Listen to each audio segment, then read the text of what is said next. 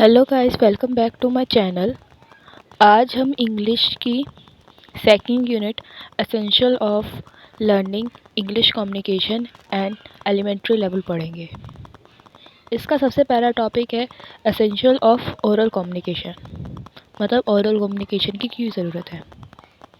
Oral communication के अंदर सबसे पहले तो स्पीकिंग और लिसनिंग दोनों आती है, दोनों फॉर्म की होती है, और साथ में इंग्लिश और स्पीकिंग दोनों हो रही होती है ओरल कम्युनिकेशन में। क्योंकि जब एक इंसान बोल रहा होता है तो सामने वाला सुन रहा होता है, तो एक की स्पीकिंग चल रही होती है और एक की लिसनिंग। ये एक पावरफुल वेपन है इन्फ्लुएंस करने के लिए अदर को, मतलब कोई भी अलग इंसान है तो इसको इन्फ्लुएंस करने के लिए ये पावरफुल वेपन है। साथ में ये एक स्टाइल ऑफ कम्युनिकेशन है और ये कन्वे करता है आइडिया और फीलिंग। कन्वे करने का मतलब कि दूसरों को बताता है कि जैसे अगर कोई एक जना बोल रहा है, जैसे अभी मैं कोई इन्फॉर्मेशन बोल रही हूँ या कोई आइडिया बोल रही हूँ, तो वो आप तक कन्वे हो रहा है। इसके अंदर फीलिंग भी कन्वे होती है साथ में। अब नेक्स्ट टॉपिक है हमारा individual sound, intonation, pauses and stress. Individual sounds वो साउंड होती है जैसे हम कोई भी स्पीच के अंदर कोई भी एक वर्ड बोल रहे होते हैं, तो उस वर्ड में एक वर्ड के अंदर भी जो एक स्मॉल वर्ड होता है, जैसे कि मैंने बैग बोला तो बैग के अंदर बी है, ए है, जी है, तो जो इनकी साउंड्स होती है। और साउंड्स दो तरीके की होती है, एक कॉन्सेंट साउंड्स, एक वॉवल साउंड्स। वॉवल साउंड्स के अंदर तो अपने वही 5 आ जाते, ए, ई, आई, ओ, यू, हाँ, और समटाइम्स वाई भी यूज़ करा जाता है। उसके अलावा कॉन्सोनेंट साउंड्स होते हैं जैसे बी, डी, पी, एफ, ई, जी, जी, ई नहीं, ई वॉवल्स में आएगा, बाकी अदर। अब इंटोनेशंस होते हैं a matter of vibration in a pitch of voice. मतलब जब भी हम कोई स्पीच बोल रहे होते हैं तो उस स्पीच के अंदर कहीं पे हम ज़्यादा ज़ोर से कहीं पे बोल रहे होते हैं, कहीं पे हम ज़्यादा कम ज़ोर से बोल रहे होते हैं, तो वो पिच होती है। टू गिव इफ़ेक्टिव मीनिंग, ये इफ़ेक्टिव मीनिंग देने के लिए काम आता है। और अट्रैक्टिवनेस टू द स्पीच, मतलब स्पीच को और बढ़िया बनाता है। और इसके अंदर हम हाई पिच और लो पिच यूज़ करते हैं। नेक्स्ट टॉपिक है पॉजेस। पॉजेस होता है, pauses allow you to punctuate your spoken word और give your listener clues as to when one pause और वन सेंटेंस और one paragraph and the next begin. मतलब pause से हमें ये समझ में आती है कहाँ पे एक टॉपिक ख़त्म हुआ है, या एक पैराग्राफ या वर्ड या सेंटेंस ख़त्म हुआ है और नया सेंटेंस शुरू हुआ है। पॉज हमें ये हेल्प करता है। अब नेक्स्ट टॉपिक है वर्ड स्ट्रेस। वर्ड स्ट्रेस होता है जैसे कि हम कोई भी एक स्पीच बोल रहे हैं, सेंटेंस बोल रहे हैं, तो हम किसी एक वर्ड के ऊपर ज़्यादा जोर लगाना, कोई भी स्पेसिफिक सिलेबस हो गया, वर्ड हो गया, या कोई भी सेंटेंस हो गया, उसके ऊपर ज़्यादा ज़ोर से बोलना, उसको बोलते हैं वर्ड स्ट्रेस। जैसे कि एग्जाम्पल में हो गया ऑब्जेक्ट, तो इसके अंदर जो ऑब है उस पर हम जोर लगा रहे हैं, ऑब्जेक्ट बोल रहे हैं, इसलिए ऑब्जेक्ट, पर ऑब्जेक्ट। या फिर पेंसिल, इसमें हम पेन के ऊपर ज़्यादा जोर कर रहे हैं। या सेंटर, इसके अंदर हम सेंट के ऊपर ज़्यादा जोर लगा रहे हैं। इस तरीके से वर्ड स्ट्रेस यूज़ करा जाता है। और ये थोड़ा सा डिफ़िकल्ट होता है for speaker of other language. मतलब अगर कोई दूसरी लैंग्वेज यूज़ करा, जैसे कि मैं अगर जैसे कि कोई हिंदी बोलने वाला इंसान है और वो इंग्लिश बोल रहा है, तो उसको समझ में नहीं आएगा कहाँ पे वर्ड स्ट्रेस करना है, कहाँ नहीं करना है। पर जो उसका नेटिव स्पीकर होगा, मतलब जो पहले से इंग्लिश बोलने वाला होगा, तो उसको मालूम होगा कि इंग्लिश में कहाँ पे कौन से वर्ड में वर्ड स्ट्रेस करना है, कहाँ पे नहीं। अब नेक्स्ट टॉपिक है हमारा sentence stress. Give English it's rhythm और बीट। मतलब ये ना इंग्लिश को एक रिदम या बीट देता है। और empathise on word that carry important information. Sentence stress के अंदर हम पूरे वर्ड के ऊपर स्ट्रेस करते हैं, जो भी एक इम्पॉर्टेंट हो या कोई इन्फॉर्मेशन कैरी कर रहा हो। और ये इम्प्रूव करता है सेंटेंस के इंटोनेशन को। उसके अलावा ये 4 टाइप्स के स्ट्रेस होते हैं, ऑडिक, emphatic, constructive and new information. Next topic है हमारा pronunciation. Pronunciation is the way in which a sound word और अ लैंग्वेज इज स्पोकन। मतलब एक लैंग्वेज या कोई भी एक वर्ड है, वो किस तरीके से बोला जा रहा है, उसको प्रोनाउंसिएशन बोलते हैं। नेक्स्ट टॉपिक है हमारा appropriate word selection and uses. Choose and select the word according to the information और द थॉट टू कन्वे। मतलब इसके अंदर जैसे कि हम कोई भी स्पीच या पैराग्राफ लिख रहे हैं तो वो इन्फॉर्मेशन हम किस तरीके की दे रहे हैं उसके हिसाब से हम वर्ड यूज़ करेंगे। जैसे हम इन्फॉर्मेशन दे रहे हैं कोई स्कूल के बारे में, पर हमने उसमें गेम के बारे में लिख रखा है, ये गेम्स के वर्ड्स यूज़ कर रखे हैं, तो इसका कोई मतलब नहीं बनता है। इसलिए हमेशा जो भी इन्फॉर्मेशन या थॉट हम कन्वे कर रहे हैं उसके हिसाब से वर्ड सेलेक्ट करे जाते हैं या यूज़ करे जाते हैं। अब नेक्स्ट टॉपिक है हमारा सेंटेंस फॉर्मेशन। और सेंटेंस फॉर्मेशन कई तरीके के होते हैं। एक होता है हमारा एफर्मेटिव, मतलब सिंपल सेंटेंसेस, जिसके अंदर subject plus helping verb plus verb and object आता है। नेक्स्ट है हमारा नेगेटिव सेंटेंस।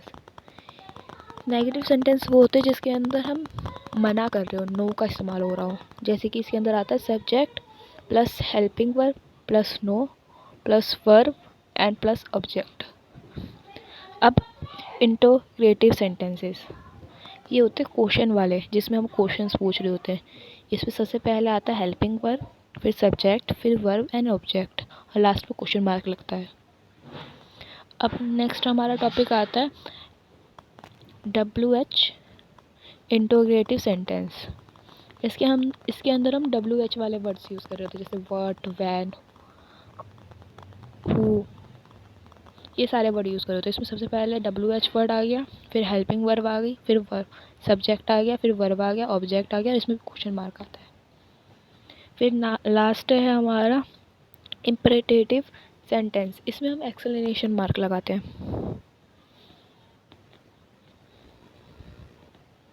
नेक्स्ट टॉपिक है हमारा एसेंशियल्स ऑफ रिटन कम्युनिकेशन। मतलब हमें रिटन कम्युनिकेशन क्यों ज़रूरी है हमारे लिए। Avoid the use of slang words, मतलब हमें ना जब भी रिटन कम्युनिकेशन कर रहे होते हैं तो हमें ना स्लैंग वर्ड्स यूज़ नहीं करने चाहिए, जैसे लॉल हो गया या OMG हो गया, क्योंकि कईयों को इसका मतलब शायद ना पता हो, या फॉर्मल के अंदर ये वाले वर्ड्स अच्छे नहीं लगते। अब नेक्स्ट पॉइंट है हमारा use simple and understandable sentence. मतलब इसमें इजी और लोगों को समझने आने वाले सेंटेंसेस यूज़ करने चाहिए, और proper use of intonation use होनी चाहिए, मतलब सही साइन यूज़ होने चाहिए कोई भी स्पीच लिखते हुए या कोई भी पैराग्राफ लिखते हुए, और कैपिटल लेटर्स भी प्रॉपरली यूज़ होने चाहिए। उसके अलावा अगर हमने कोई भी कोट लिखी है तो उसके अंदर कोटेशन मार्क लगना ज़रूरी होता है, वरना समझ में नहीं आएगा कौन सा कोट है कौन सा नहीं। अब नेक्स्ट है हमारा ग्रामर वोकैबुलरी। ग्रामर वोकैबुलरी के अंदर हम यूज़ कर सकते हैं डिक्शनरीज और डिक्टेशन, क्योंकि डिक्शनरी और डिक्टेशन से किसी भी बच्चे की ग्रामर ठीक हो सकती है। इसके अंदर हम वर्ड वॉल या वर्ड मीनिंग करवा सकते हैं, जिससे उनकी वोकैबुलरी इन्हेंस होगी। नेक्स्ट टॉपिक है हमारा होमोनियंस। ये वो वर्ड्स होते हैं जिनकी स्पेलिंग भी सेम होती है और प्रोनाउंसिएशन भी सेम होती है, पर मीनिंग अलग होता है। जैसे वॉच के दो मीनिंग होते हैं, या तो लुकिंग एट समथिंग, या तो मतलब हम किसी को देख रहे तब भी हम वॉच यूज़ करते हैं, या फिर हम जो वेरिएबल टाइम पीस होता है, जैसे हम कोई भी घड़ी पहनते हैं तो उसको भी वॉच बोलते हैं। अब नेक्स्ट टॉपिक है हमारा सिनोनियम। सिनोनियम वो वर्ड्स होते हैं जो सिमिलर होते हैं किसी भी दूसरे वर्ड के, और इनका मतलब भी सेम होता है, जैसे ऑलवेज और फॉरएवर। ऑलवेज का मतलब भी हमेशा होता है, फॉरएवर का भी मतलब हमेशा होता है। ऐसे ही एक और एग्जांपल दे रखा है आफ्टर और नेक्स्ट, इसका मतलब भी सेम ही है।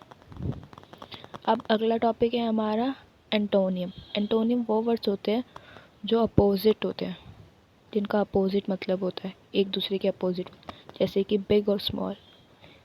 बिग का मतलब बड़ा, स्मॉल का मतलब छोटा, तो दोनों का मतलब अलग अलग हो गया, उसका अपोजिट हो गया वो। ऐसी ब्लैक और वाइट। अब नेक्स्ट टॉपिक दे रखा है हमें इंट्रोडक्शन टू नाउन। नाउन हमारी वो चीज़ होती है जिसमें हम किसी भी नेम, प्लेस या थिंग की जगह पे यूज़ होते हैं। जैसे कोई भी नाम हो गया, राम हो गया, सीता हो गया, दिल्ली हो गया, टेबल हो गया, इन सब को नाउन कहते हैं, इन सब के नेम को। अब अगला टॉपिक है हमारा प्रोनाउन। प्रोनाउन होता है the word use on the place of noun, मतलब नाउन की जगह पे जो भी हम वर्ड यूज़ करते हैं, जैसे ही, शिट हो गया, या वी हो गया, अवर हो गया, माई हो गया, ये सारे के सारे प्रोनाउन होते हैं। अब नेक्स्ट टॉपिक है हमारा एडवर्ब। एडवर्ब होता है the word which give more information about verb, मतलब जो भी हमने सेंटेंस के अंदर वर्ब यूज़ करी है ना, उसके बारे में और एक्सप्लेन करता है। वर्ब मतलब कोई भी काम, अब वो काम कैसे हो रहा है उसको एडवर्ब बोलते हैं। जैसे लाउडली स्पीकिंग, मतलब बोल, स्पीकिंग हो गया काम, पर स्पीकिंग किस तरीके की हो रही है, लाउडली हो रही है, ज़ोर से हो रही है, वो हो गया एडवर्ब। ऐसे ही एक दूसरा एग्जांपल है स्लो लर्निंग। नेक्स्ट टॉपिक है हमारा adjective, the word which give more information about noun और प्रोनाउन, जो नाउन या प्रोनाउन की ज़्यादा इन्फॉर्मेशन देता हो, मतलब ज़्यादा उसके बारे में बताता हो, नाउन या प्रोनाउन के बारे में। जैसे कि हमारा हो गया गुड बॉय, तो उसमें जो बॉय है वो नाउन है, और बॉय के बारे में क्या बताया जा रहा है कि वो गुड है, तो ये एडजेक्टिव हो गया। ऐसे ही टॉल गर्ल या बेस्ट फ्रेंड, और भी बहुत सारे एग्जाम्पल हो सकते हैं। अब नेक्स्ट टॉपिक है हमारा कनेक्टिव्स, अ वर्ड और phrase that link sentence together, मतलब कोई भी ऐसे वर्ड या फ्रेज जो दो सेंटेंस को जोड़ते हो, जैसे वैन, बट, बिकॉज, सो, और 3-4 वर्ड्स और भी होते हैं। नेक्स्ट टॉपिक है हमारा टेंस। अब टेंस की भी 3 फॉर्म्स होती है, present tense, past tense and future tense, और इन तीनों ही टेंस के भी 4 पार्ट्स होते हैं। जैसे पहला है indefinite tense, continuous tense, perfect tense, perfect continuous tense. अगर आपको इसके बारे में जानना हो तो कमेंट कर देना, मैं अगली वीडियो में इस टॉपिक के बारे में बता दूँगी, वरना अभी मैं इस टॉपिक के बारे में बताऊँगी तो वीडियो ज़्यादा लंबी हो जाएगी। अब नेक्स्ट टॉपिक है हमारा सेंटेंस टाइप। सेंटेंस टाइप्स भी हमारे कम से कम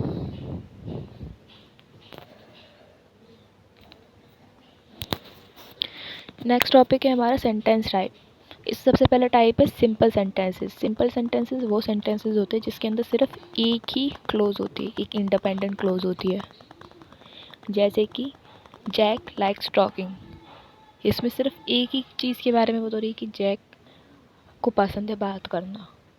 नेक्स्ट है टॉपिक हमारा complex sentences, a sentence which one independent and the other dependent clause, मतलब इसकी जो ये वाले सेंटेंसेस होते हैं इसके अंदर जो एक क्लोज है वो दूसरी क्लोज के ऊपर डिपेंडेंट है। जैसे when I grow up I will join class, मतलब इसमें क्लास ज्वाइन होना उसके ग्रो अप होने के ऊपर है, मतलब अगर वो ग्रो अप नहीं होगा तो क्लास ज्वाइन नहीं करेगा, तो क्लास ज्वाइन करने के लिए ग्रो अप होना ज़रूरी है, तो एक चीज़ उसके ऊपर डिपेंडेंट हो गई। अब तीसरा है हमारा compound sentences, a sentence that connect two independent clauses typically with a coordinated conjunction, मतलब यहाँ पे कंजक्शन का यूज़ करके दो इंडिपेंडेंट क्लोजेस जुड़ी हुई होती है। जैसे I have a pet and her name is kitty, इसके अंदर आई हैव अ पेट एक इंडिपेंडेंट क्लोज है और हर नेम इज़ किटी एक इंडिपेंडेंट अलग से दूसरा क्लोज है, पर इसमें एक कंजक्शन एंड लगा के दोनों को जोड़ दिया गया है, इसलिए इसको कंपाउंड सेंटेंस कहेंगे। नेक्स्ट टॉपिक है हमारा क्लोजेस, एन आइडिया और अ sentence that can stand alone, इसके अंदर कंप्लीट थॉट आता है। जैसे कि एग्जाम्पल के लिए इसमें सब्जेक्ट और वर्ब होता है, जैसे आई लाइक एप्पल, ये एक इंडिपेंडेंट क्लोज है, इसको किसी के ऊपर डिपेंड होने के लिए और इसको किसी के ऊपर डिपेंड होने के लिए ज़रूरत नहीं है। नेक्स्ट टॉपिक है हमारा रिपोर्टेड स्पीच। रिपोर्टेड स्पीच के अंदर एक डायरेक्ट स्पीच होती है और एक इनडायरेक्ट स्पीच होती है। जैसे कि एग्जाम्पल में ही शे, जैसे एग्जाम्पल के लिए शी से आई लाइक फिश, ये हो गया डायरेक्ट स्पीच, या इसी को हम इनडायरेक्ट में करेंगे तो she said that she likes fish. अब नेक्स्ट टॉपिक है हमारा voice, form of a verb indicate the relation between participants in a narrative events. इसके अंदर भी दो तरीके की वॉइस होती है, एक एक्टिव वॉइस और एक पैसिव वॉइस। जैसे कि आई मेक अ डिश, जिसमें एक्शन खुद पता लग रहा है कि उसने खाना बनाया। अब दूसरी चीज़ हो गई a cake is made by me, ये पैसिव वॉइस हो गई। इसमें बताया जा रहा है कि जो केक है वो मेरे द्वारा बनाया गया है। अभी बनाया नहीं जा रहा है, तो मेरे द्वारा बनाया गया था।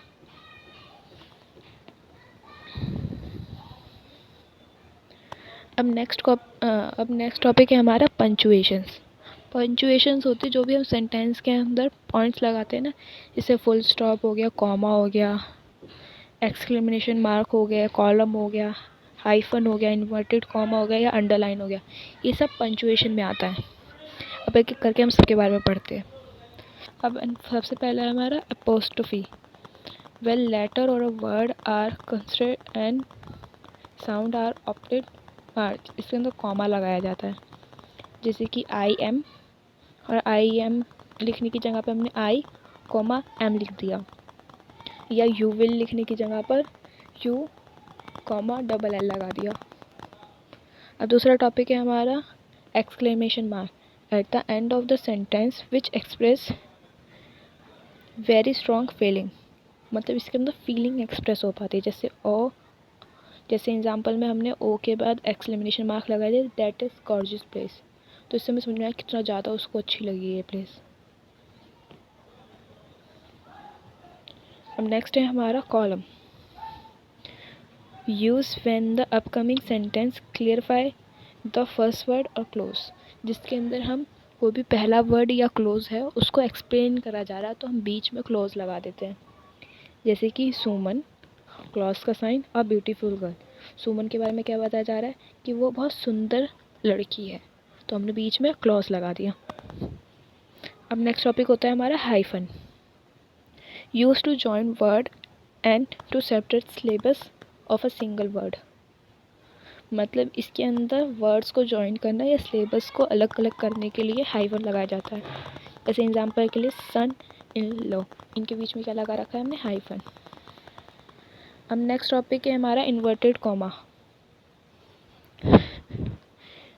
Before and after direct speech surrounded what was said, मतलब ये कोई भी डायरेक्ट स्पीच जो होती है उसके स्टार्टिंग और एंड में लगाया जाता है। जैसे कि एग्जांपल के लिए inverted comma I am thirsty, inverted comma she complaint, मतलब जो डायरेक्ट स्पीच थी उसको उन्होंने इन्वर्टेड कॉमा के अंदर डाल दिया एक सेंटेंस में। अब underline, a horizontal line below a place of written word for the title for important lines and word to highlight, मतलब कोई भी इम्पॉर्टेंट वर्ड हो गया या टाइटल हो गया या कोई भी इम्पॉर्टेंट लाइन हो गई, उसको हाईलाइट करने के लिए अंडरलाइन कहा जाता है कि हॉरिजॉन्टल लाइन होती है तो उस वर्ड या लाइन के नीचे लगाई जाती है। जैसे एग्जांपल के लिए my favourite colour is black, तो इसमें ब्लैक इम्पॉर्टेंट वर्ड हो गया तो उसके नीचे हमने अंडरलाइन कर दिया। अब नेक्स्ट टॉपिक है हमारा प्रीफिक्स। प्रीफिक्स वो वर्ड होते हैं जो सेंटेंस के आगे लगाए जाते हैं। A word part add to the beginning of the word that change the word meaning, और ये वर्ड का मीनिंग चेंज कर देते हैं। जैसे एग्जांपल के लिए अनवांटेड, वांटेड का मतलब चाहिए, अन लगा के अनवांटेड हो गया, मतलब अब नहीं चाहिए। अब उसके अलावा दूसरा एग्जांपल हो गया री ओपन, इसके अंदर हमने ओपन के आगे री लगा दिया तो ये प्रीफिक्स हो गया। अब सफिक्स। सफिक्स वो वर्ड होते हैं जो किसी भी सेंटेंस के लास्ट में लगाए जाते हैं और उसका मीनिंग बदल देते हैं। A word part add to the end of the word that change the word meaning. For example wonderful और हेल्पफुल, इसमें हमने वंडर के लास्ट में फुल लगा दिया या हेल्प के लास्ट में फुल लगा दिया तो उसका मतलब बदल गया। अब लास्ट टॉपिक है हमारा word combination. A word that is compose of parts of each other, इसके अंदर हम कोई से भी दो वर्ड को एक साथ लिख देते हैं, जैसे कि मोबाइल फ़ोन या कंप्यूटर गेम या इलेक्ट्रिक कार, और भी बहुत सारे मतलब होते हैं। यहाँ पे हमारी वीडियो ये ख़त्म होती है। अगर आपको कोई भी डाउट हो तो आप कमेंट सेक्शन में पूछ सकते हैं, और यहाँ तक आपने वीडियो देख ही ली है तो thanks for watching. Please like and share my video. Okay bye.